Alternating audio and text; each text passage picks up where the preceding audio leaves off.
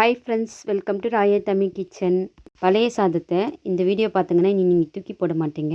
அவ்வளோ யூஸ்ஃபுல்லான ஒரு வீடியோ. கண்டிப்பாக வந்து ஸ்கிப் பண்ணாமல் கடைசி வரைக்கும் பாருங்கள்.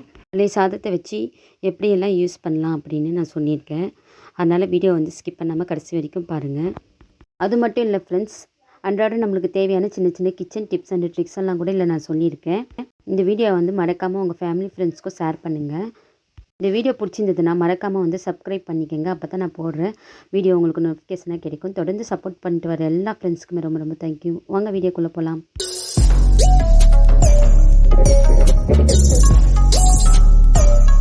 ஃபஸ்ட்டு டிப்ஸ் என்னென்னு பார்க்கலாம் ஃப்ரெண்ட்ஸ். வாங்க, இது என்னென்னு பார்த்தீங்கன்னா பேரிச்சம்பழம் தான். இந்த பேரிச்சம்பழத்தை வந்து நம்ம ஹெல்த்துக்காக அன்றாடம் சாப்பிடுவோம். அப்போ நம்ம வாங்கிட்டு வந்து வச்சு இப்படியே நம்ம வச்சு யூஸ் பண்ணோம்னா இது ரொம்ப காஞ்சி போய் ரொம்ப ட்ரை ஆகிடும். பேரிச்சம்பழத்தை எப்படி வந்து நம்ம யூஸ் பண்ணலாம் அப்படின்னு தான் சொல்ல போகிறேன். ஃப்ரெஷ்ஷாகவே டெய்லிக்கும் வச்சு இப்போ வந்து இந்த மாதிரி நல்லா ஃப்ரெஷ்ஷான வாட்டரை எடுத்துக்கோங்க. அந்த வாட்டரில் முதல்ல நம்ம கழுவிக்கணும். எப்போ பேரிச்சம்பழம் சாப்பிட்டாலும் அதை நல்லா கழுவிட்டு சாப்பிட்டா தான் நம்ம உடம்புக்கு ரொம்ப நல்லது. இந்த மாதிரி நல்லா பளிச்சுண்டு கழுவி எடுத்துக்கோங்க. பேரிச்சம்பழத்து உள்ளே எப்போவுமே வந்து சொத்தை பிடிச்சிருக்கும், புழுவும் கூட இருக்கும் சம்டைமு. அதனால் கவனமாக பார்த்துக்கோங்க. இப்போ நல்லா கழுவி இந்த மாதிரி தண்ணியெல்லாம் வடிகட்டி எடுத்துக்கும் கொஞ்ச நேரம். எடுத்த பிற்பாடு நம்ம ஒரு நல்ல காட்டன் துணி வச்சு, சுத்தமான துணி வச்சு நல்லா துடைச்சிட்டு, இந்த மாதிரி ஸ்டோரேஜ் டப்பா இருந்தால் எடுத்துக்கோங்க. அந்த டப்பாவில் வந்து நான் எல்லாத்தையும் எடுத்துக்கிறேன். பேரிச்சம்பழத்தை எடுத்துக்கிட்டு இப்போ இதில் நம்ம என்ன சேர்க்க போகிறோம் அப்படின்னு பார்த்தீங்கன்னா, ட்ரை ஆகாமல் இருக்கிறதுக்கு கொஞ்சமாக வந்து நம்ம வந்து தேன் தான் சேர்க்க போகிறோம். பேரிச்சம்பழத்தில் தேன் சேர்த்து சாப்பிட்டோம்னா அவ்வளோ ஹெல்த் உடம்புக்கு. யாருக்கு வந்து ஹீமோகுளோபின் ரொம்ப குறைஞ்சி போயிருக்கோ அவங்க டெய்லிக்கும் இந்த ஒரு பேரிச்சம்பழத்தை தேனில் ஊற வச்சு பேரிச்சம்பழத்தை எடுத்து சாப்பிட்டாங்கன்னா அவங்களுக்கு வந்து ஹீமோகுளோபின் அதிகரிக்கும். அதனால் இந்த டிப்ஸ் ரொம்ப யூஸ்ஃபுல்லாக இருக்கும் உங்களுக்கு. நீங்களும் இந்த டிப்ஸை வந்து ட்ரை பண்ணி பாருங்கள். வாங்க நெக்ஸ்ட் ஒரு டிப்ஸ் போகலாம். நம்ம குக்கீஸ் பிஸ்கெட்லாம் வாங்கினோம்னா அதை நம்ம இப்படியே சாப்பிட்டுட்டு அதை ஓப்பனாக வைக்க முடியாது. வச்சோம்னா சீக்கிரம் நம்தாப்புல ஆகிடும். அதை எப்படி ஸ்டோர் பண்ணலான்னு பார்க்கலாம். இந்த மாதிரி நல்ல அழுத்தமான டப்பா எடுத்துக்கணும். ரொம்ப கூட காற்றே போகக்கூடாது. அந்த மாதிரி டப்பாவில் 2 பட்டையும் கொஞ்சமாக வந்து கிராம்பரையும் அடியில் போட்டுட்டு, அதுக்கப்புறம் நீங்கள் எந்த பிஸ்கெட்டுனாலும் குக்கீஸ்னாலும் ஸ்டோர் பண்ணி பாருங்கள். நமுக்காமல் உங்களுக்கு ஃப்ரெஷ்ஷாக அப்படியே இருக்கும். அதுக்கு மேலே வந்து இந்த மாதிரி பிளாஸ்டிக் பேக் ஏதாச்சும் வச்சு நல்லா டைட்டாக மூடணும். இந்த மாதிரி காற்று போகாமல் மூடி வச்சாலே நம்மளுக்கு நீண்ட நாளைக்கு பிஸ்கெட்டு ஃப்ரெஷ்ஷாகவே இருக்கும். இந்த டிப்ஸையும் ஃபாலோ பண்ணி பாருங்கள். வாங்க நெக்ஸ்ட் ஒரு டிப்ஸ் போகலாம். இந்த டிப்ஸும் ரொம்ப யூஸ்ஃபுல்லான ஒரு கிச்சன் டிப்ஸ் தான். நம்ம பொரிக்க போனாலும் சரி, பூரினாலும் சரி, இல்லைன்னா நம்ம ஸ்நாக்ஸ் ரெசிபி எதனாச்சும் பஜ்ஜி, போண்டா இந்த மாதிரி செய்ய போனாலும் சரி, நம்ம ஆயில் வந்து நம்ம வந்து சூடாக்குவோம்ல, அந்த நேரத்தில் நீங்கள் வந்து கொஞ்சமாக அளவுக்கு புளி சேர்த்துக்கோங்க. இந்த புளியை வந்து நல்லா வந்து முருவி போய் கருப்பாக மாறிடும். அதுக்கப்புறம் நீங்கள் எடுத்துகிட்டு நீங்கள் பஜ்ஜினாலும் போண்டானாலும் இல்லை பூரி இல்லைன்னா முறுக்கு எது வேணாலும் ஸ்நாக்ஸ் ரெசிபி கூட செஞ்சுக்கலாம். அந்த புளி நல்லா கருத்து போய் அந்த கொதிக்கிறதெல்லாம் அடங்கிடுச்சுன்னா எண்ணெய் வந்து நல்லா கொதிச்சிடுச்சுன்னு அர்த்தம். நல்லா சூட்டில் இருக்குதுன்னு அர்த்தம். இதை வச்சு கூட நம்ம வந்து எண்ணெய் நல்லா சூடாக இருக்கான்னு வந்து நம்ம தெரிஞ்சுக்கலாம். அப்போ நம்ம எல்லாம் எது போட்டு செஞ்சாலும் நம்மளுக்கு எண்ணெய் உரியாமல் இருக்கும். நம்ம ரொம்ப ஹீட்டு பண்ணி அதில் எது பிடிச்சி சாப்பிட்டாலும் நம்ம உடம்புக்கு நல்லதில்லை. இந்த மாதிரி புளியை போட்டு நல்லா முருக விட்டுட்டு அதுக்கப்புறம் நீங்கள் செஞ்சிங்கன்னா நம்ம உடம்புக்கும் நல்லது. அதனால் இந்த டிப்ஸை ட்ரை பண்ணி பாருங்கள். பழைய சாதம் இனி நம்ம சாதம் மிஞ்சிருச்சுன்னா அதை தூக்கி போடாமல் அதை வந்து நம்ம ரீயூஸ் ஐடியாலாம் பண்ணலாம் நிறைய. இந்த வீடியோ வந்து கடைசி வரைக்கும் ஸ்கிப் பண்ணாமல் பாருங்கள். 2 கப்பு பச்சரிசி சேர்த்துருக்கேன். உங்கள்கிட்ட ரேஷன் பச்சரிசி இருந்தால் கூட எடுத்துக்கோங்க. அதில் வந்து கொஞ்சமாக வந்து வெந்தயம் சேர்த்துக்கோங்க. கொஞ்சமாக தான் சேர்க்கணும். 2 கைப்பிடி அளவுக்கு வந்து உளுந்து சேர்த்துக்கோங்க. உளுந்து சேர்த்து நீங்கள் வந்து வெதுப்பான தண்ணியில் வந்து ஊற வச்சுடுங்க. இப்படி ஊற வச்சோம்னா வெதுப்பான தண்ணியில் 2 ஹவர்ஸில் வந்து ஊறி வந்துடும் நம்மளுக்கு. இந்த பழைய சாதத்தை அப்படியே மூடி வச்சுக்கோங்க. 2 ஹவர்ஸ் காட்டுறேன். இப்போ 2 ஹவர்ஸ் ஆகிடுச்சு. இப்போ நம்ம எல்லாத்தையும் மிக்ஸி ஜாரில் கொடுத்து அடிச்சிட்டு வந்துடலாம். இது கூட நம்ம தேங்காவையும் சேர்த்து அடிக்கணும்.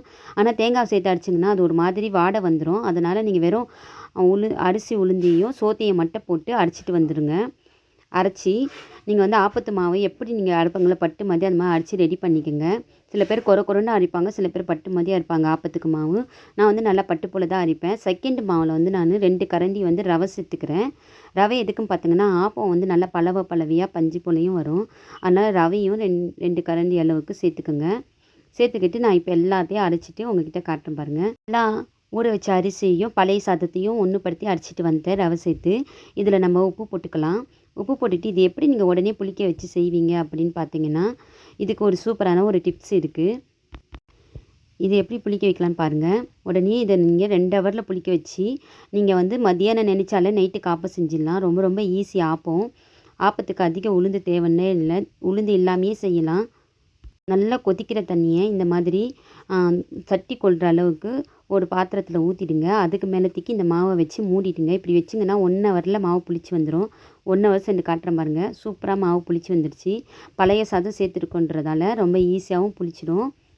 நம்ம வீட்டில் இருக்கிற அனலும் நம்ம ஊற்றுற அந்த சுடு தண்ணியாலையும் சட்டுன்னு புளிச்சிடும். இது இன்ஸ்டண்ட்டாக நீங்கள் புளிக்க வைக்கணும் மாவண்டா நீங்கள் இதை ட்ரை பண்ணி பாருங்கள். புளிப்பே இல்லாமல் சூப்பராக புளிச்சு வந்துடும். இப்போ இதில் வந்து நம்ம தேங்காய் சேர்த்தா தான் ஆப்பம் வந்து டேஸ்டியாக இருக்கும். இப்போ தேங்காவை இந்த நேரத்தில் நான் கொஞ்சமாக எடுத்து அரைச்சி சேர்த்துக்கிறேன். நான் வந்து தேங்காய் பாலும் எடுத்தும் நான் வந்து ஆப்பமும் ரெடி பண்ண போகிறேன். அதனால் கொஞ்சமாக தேங்காய் எடுத்துக்கிறேன். இதுலேருந்து அரைச்சி சேர்த்துக்கிட்டேன் பாருங்கள். இது கடைசியாக வந்து தேங்காய் செய்யுங்க. அப்போ தான் வந்து ஆப்பத்து மாவு சூப்பராக இருக்கும். ஸ்டார்டிங்லேயே தேங்காவை சேர்த்து அரைச்சிடாதுங்க, அது நல்லாவே இருக்காது.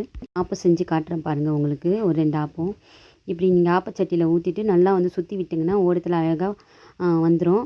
சூப்பராக பாருங்கள், நல்லா பொரியுது முட்டையாக. இதை மூடி வச்சுட்டோன்னா அழகாக வந்துடும். இந்த மாதிரி சட்டுன்னு ஆப்பம் செஞ்சு எடுத்து தேங்காய் பால் ஊற்றி சர்க்கரை போட்டு சாப்பிட்டு பாருங்கள். அப்படி இருக்கும். ரொம்ப இன்ஸ்டண்ட்டாக நினச்சா மாதிரி ஆப்பம் செய்யலாம். நீங்களும் ட்ரை பண்ணி பாருங்கள். காலத்தில் அரிசி விற்கிற விலைக்கு சாதம் வந்து வீணாக போயிடுச்சு, தெரியாமல் வெளியே வச்சுட்டு நொந்து போயிடுச்சு அப்படின்னா கூட தூக்கி போடாதுங்க. இந்த மாதிரி ஆப்பம் செஞ்சு பாருங்கள், அருமையாக சூப்பராக வரும். இப்படி செய்கிறதாலையும் நம்ம காசையும் மிச்சப்படுத்தலாம். இது ரொம்ப யூஸ்ஃபுல்லான டிப்ஸாக இருக்கும். வாங்க நெக்ஸ்ட் ஒரு டிப்ஸ் பார்க்கலாம். இந்த டிப்ஸும் ரொம்ப யூஸ்ஃபுல்லான ஒரு டிப்ஸு, ஸ்கிப் பண்ணாமல் பாருங்கள். புளிச்சு போயிடும். இந்த புளிச்சு போன மாவை வந்து நம்ம எப்போவுமே யூஸ் பண்ணாலும், நம்ம இட்லி சுட்டாலும் சரி, தோசை சுட்டாலும் சரி, அது ஒரு புளிப்பு தன்மையாக இருக்கும். அதை நம்மளால் சாப்பிடவே முடியாது, வாயில் வைக்கவே முடியாது. ஆனால் இந்த மாதிரி ஈஸ்டான மாவு வந்து நம்ம உடம்புக்கு ரொம்ப நல்லது ஃப்ரெண்ட்ஸ். இந்த ஈஸ்டான மாவு வந்து நம்ம புளிச்சு போயிடுச்சு அப்படின்னு நம்ம தூக்கி ஊற்றக்கூடாது. அந்த மாவை வந்து நம்ம இன்றைக்கி அரைச்ச மாவாக ரீஃப்ரெஷ்ஷாக ஆக்கி சாப்பிட்டோம்னா நம்ம உடம்புக்கு அவ்வளோ ஹெல்த்தி. அதை எப்படி நம்ம வந்து ரீஃப்ரெஷ்ஷாக இன்றைக்கி அரைச்ச மாவு மாதிரியே ஆக்கி சாப்பிட்லான்னு நம்ம பார்க்க போகிறோம். பயனுள்ள வீடியோ வந்து உங்கள் ஃபேமிலி ஃப்ரெண்ட்ஸ்க்கும் ஷேர் பண்ணுங்கள் ஃப்ரெண்ட்ஸ். அவங்களுக்கும் ரொம்ப யூஸ்ஃபுல்லாக இருக்கும். பண்ணாமல் பாருங்கள். அப்போ தான் உங்களுக்கும் வந்து இது எப்படி யூஸ் பண்ணலான்ற நல்ல ஐடியா கிடைக்கும். இந்த மாவை நான் 2 சட்டியில் பிரித்து எடுத்துக்கிட்டேன். ஒன்றுக்கு வந்து இட்லிக்கு யூஸ் பண்ண போகிறேன், இன்னொன்று வந்து உளுத்தாப்பம் செய்ய போகிறேன். இட்லி செய்ய போகிற இந்த புளிச்ச மாவை வந்து எப்படி புது மாவாக மாற்றலான்னு பாருங்கள். நான் வந்து மதியானம் ஆக்கின நல்ல சுடுசோறு வந்து 2 கைப்பிடி அளவுக்கு எடுத்துக்கிட்டேன். அந்த சோத்து கூடவே வந்து நான் வந்து 1 கரண்டி வந்து அரிசி மாவு ஆட் பண்ணிக்கிறேன். வெறும் அரிசி மாவு தான், கடையில் வாங்கின அரிசி மாவு தான் இது. அதை ஆட் பண்ணிக்கிறேன். உங்ககிட்ட என்ன அரிசி மாவு இருந்தாலும் ஆட் பண்ணிக்கோங்க. பச்சரிசி புழுங்கரிசியோ எது இருந்தாலும். இது கூடவே 1 கரண்டி அளவுக்கு நான் ரவை ஆட் பண்ணிக்கிறேன்.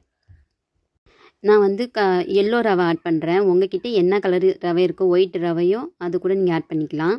இப்போ நான் இன்னும் கொஞ்சம் சோறும் ஆட் பண்ணிவிட்டு இப்போ நான் தண்ணி ஊற்றி அரைக்க போகிறேன். இதை நல்லா பட்டு போல் அரைச்சிட்டு வந்துடணும். நல்லா வந்து பட்டு போல் அடிச்சிட்டு இதை பாருங்க வந்துட்டேன். இப்போ இதை வந்து இட்லி மாவில் நான் கலக்க போகிறேன். இட்லி மாவுலேருந்து எனக்கு ஊத்தாப்பத்துக்கு இன்னும் கொஞ்சம் மாவை நான் எடுத்துக்கிட்டு இப்போ நான் அதில் நல்லா இப்போ நான் அடிச்சிட்டு வந்த அந்த மாவை வந்து இல்லை ஆட் பண்ணிக்கிறேன். இந்த மாதிரி நீங்கள் ஆட் பண்ணிவிடுங்க. நல்லா ஆட் பண்ணிவிட்டு இப்போ தேவையான தண்ணியெல்லாம் பார்த்து உங்களுக்கு இட்லிக்கு எந்த அளவுக்கு வேணுமோ கெட்டியான பதம் அந்த அளவுக்கு நீங்கள் வந்து ரெடி பண்ணிவிட்டு நீங்கள் யூஸ் பண்ணிக்கலாம். இட்லி வந்து செம்மையாக வரும். நீங்கள் வந்து வருமோ வராதோ, சோறு போட்டிருக்குமே அப்படிலாம் நினைக்காதுங்க. பஞ்சு போல் அருமையாக வரும். ட்ரை பண்ணுங்கள்.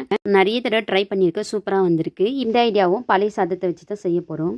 பழைய சாதத்தை வச்சு நான் ஆப்பம் எப்படி செய்கிறது சொன்னேன். இப்போ உளுத்தாப்பம் எப்படி செய்கிறதுன்னு பார்க்கலாம். பழைய சாதத்தை வச்சு நல்லா 2 கைப்பிடி அளவுக்கு ரைஸ் சேர்த்துக்கோங்க. புது ரைஸ் இருந்தாலும் சரி, மத்தியானம் மீந்த ரைஸாக இருந்தாலும், இல்லை பழைய சோறாக இருந்தால் கூட பரவாயில்லை, நீங்கள் அந்த சோத்தை சேர்த்துக்கோங்க. இது வந்து நம்ம இன்ஸ்டண்ட்டாக வந்து அரைக்க போகிறோம். இப்படி அரைச்சி நம்ம உடனே வந்து செய்யக்கூடிய ஆப்பம் இது, உளுத்தாப்பம். இதுக்கு நம்ம வந்து அரிசி ஊற வைக்கணும், புளிக்க வைக்கணும் அப்படின்லாம் இல்லை. இதை சட்டுன்னு நம்ம செஞ்சிடலாம். அது எப்படின்னா, ஏற்கனவே வீட்டில் அரைச்சி வச்சுருக்கிற புளிச்ச மாவு வச்சு தான் செய்ய போகிறோம். உங்ககிட்ட வந்து ஏற்கனவே மாவு இருக்குது, ஆனால் வெயிலில் ரொம்ப புளிச்சு போயிடுச்சு அப்படின்னா அந்த மாவை கீழே ஊற்றாதுங்க.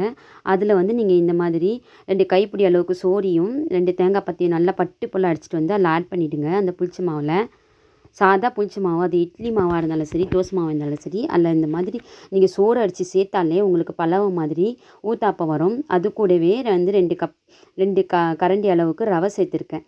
ரவையும் சேர்த்து அந்த புளிச்ச மாவில் கொஞ்சமாக வந்து உப்பும், ஊத்தாப்பன்றதால கண்டிப்பாக சோடா உப்பு வந்து ஆட் பண்ணிக்கணும். அப்போ தான் நல்லா புசு புசுன்னு உப்பி வரும். 2த்தையும் ஆட் பண்ணிவிட்டு நல்லா மிக்ஸ் பண்ணிக்கோங்க. இதை வந்து நம்ம புளிக்க வைக்கணுன்ற அவசியமே இல்லை. ஆக்சுவலி இது புளிச்ச மாவு தான். அந்த புளிச்ச மாவில் நம்ம இந்த மாதிரி சேர்க்க பார்த்து அந்த புளிப்பு தன்மையும் போய் ஆப்பம் வந்து அருமையாக வரும். இப்போ உளுத்தாப்பத்துக்கு மெயினாக வந்து நம்மளுக்கு வெஜிடபிள் உளுத்தாப்பம் செய்ய போகிறேன். அதுக்காக நான் வெஜிடபிளை வந்து கட் பண்ணிக்கிறேன். நான் கேரட் எடுத்துக்கிறேன். கேரட்டு நல்லா இந்த மாதிரி துருவி எடுத்துக்கோங்க மிக்ஸி ஜாரில். அடுத்தது இதுலேயே நான் வந்து வெங்காயத்தையும் நல்லா வந்து கட் பண்ணிக்க போகிறேன். இந்த மாதிரி வந்து நம்ம மிஷினில் போட்டு கட் பண்ணிக்கிறதால மிக்ஸியில் ஈஸியாக வந்து நம்ம கட் பண்ணி கொடுத்துரும். அதனால தான் நான் இதை வந்து யூஸ் பண்ணிக்கிறேன். நீங்கள் வந்து இது இல்லைன்னா நீங்கள் கையாலேயே அழகாக பொடிசாக ரொம்ப நறுக்கிக்குங்க. அப்போ தான் குழந்தைங்க வந்து விருப்பமாக சாப்பிடுவாங்க. ரொம்ப பெருசாக இருந்துச்சுன்னா பிள்ளைங்க வந்து ஆப்பத்தில் சாப்பிட விரும்ப மாட்டாங்க. அதனால் ரொம்ப பொடிசாக கட் பண்ணிக்கோங்க. இப்போ ஆப்பம் செய்யறதுக்கு போகலாம். இந்த மாதிரி ஆப்பம் செய்கிறதுக்கு 2 தோசைக்கல் வச்சுட்டிங்கன்னா வேலை வந்து உங்களுக்கு ரொம்ப ஈஸியாக இருக்கும். இந்த டிப்ஸையும் வந்து ஃபாலோ பண்ணி பாருங்கள். ஆப்ப சட்டியில் தான் நீங்கள் வந்து உளுத்தாப்பம் போடணும் அப்படின்னு அவசியம் இல்லை. தோசைக்கல்லையும் உளுத்தாப்பம் போடலாம். உளுத்தாப்பம் வந்து ரொம்ப சின்னதாக போடணும். பெருசாக வந்து ஊற்றிடக்கூடாது. இந்த மாதிரி ஒரு கரண்டி மாவு ஊற்றிட்டு லைட்டாக தட்டிட்டு அதில் வந்து வெங்காயத்தையும் கேரட்டையும் போட்டுட்டு இதில் வந்து நம்ம பொடி போடுறேன் நான். இட்லி பொடி, கருவேப்பிலை இட்லி பொடி, எந்த பொடி இருந்தாலும் சன்னாக்குனி பொடி இருந்தாலும் நீங்கள் சேர்த்துக்கோங்க. இப்படி நம்ம உளுத்தாப்பத்தை வந்து நம்ம சைட் டிஷ் இல்லாமல் அப்படியே சாப்பிட்லாம். செம்ம டேஸ்டியாக இருக்கும். இந்த மாதிரி நீங்கள் சேர்த்துங்கன்னா சேர்த்துட்டு நெய் போட்டு சுட்டு கொடுத்தீங்கன்னா குழந்தைங்க வந்து வாசனையாக இருக்கும், விருப்பமாக சாப்பிடுவாங்க. பாருங்கள், பழைய புளிச்ச மாவு தான். அதில் நம்ம சோத்தையும் ரவையும் சேர்த்துருக்கோம், தேங்காவையும். எந்த அளவுக்கு பஞ்சு போல் சூப்பராக வருது. கலரும் பார்க்குறதுக்கு சூப்பராக இருக்கும் ஆப்பம். நல்ல டேஸ்டியாக இருக்கும். கண்டிப்பாக நீங்கள் ட்ரை பண்ணி பார்த்து செஞ்சு பாருங்கள். நம்மளுக்கு பழைய சோறே இனிமேல் நீங்கள் பல வகையில் ஆப்பமும் உளுத்தாப்பமும் செய்யலாம். இந்த ஐடியாவை பார்த்தீங்கன்னா கண்டிப்பாக உங்களுக்கு ரொம்ப யூஸ்ஃபுல்லாக இருக்கும். இந்த முட்டை உளுத்தாப்பமும் சரி, வெஜிடபிள் உளுத்தாப்பத்தையும் நம்ம கடையில் வாங்கி சாப்பிட்ணுன்னா நம்ம அதிகமாக காசு கொடுக்க வேண்டியதாக இருக்கும். நம்ம பழைய சதத்தையே வச்சும் பழைய புளிச்ச மாவையும் வச்சு வீட்டிலேயே செஞ்சுட்டோம். இந்த ஐடியாவை நீங்களும் ட்ரை பண்ணி பாருங்கள். இதனால் நம்ம பணத்தையும் மிச்சப்படுத்தலாம். இன்றைக்கி சொன்ன ஐடியாவும் டிப்ஸும் பிடிச்சிருக்குன்னு நினைக்கிறேன் ஃப்ரெண்ட்ஸ். அப்படி பிடிச்சிருந்ததுன்னா மறக்காமல் எனக்கு லைக் பண்ணுங்கள், சப்ஸ்கிரைப் பண்ணுங்கள். நெக்ஸ்ட் ஒரு வீடியோவில் சந்திக்கலாம். பாய்.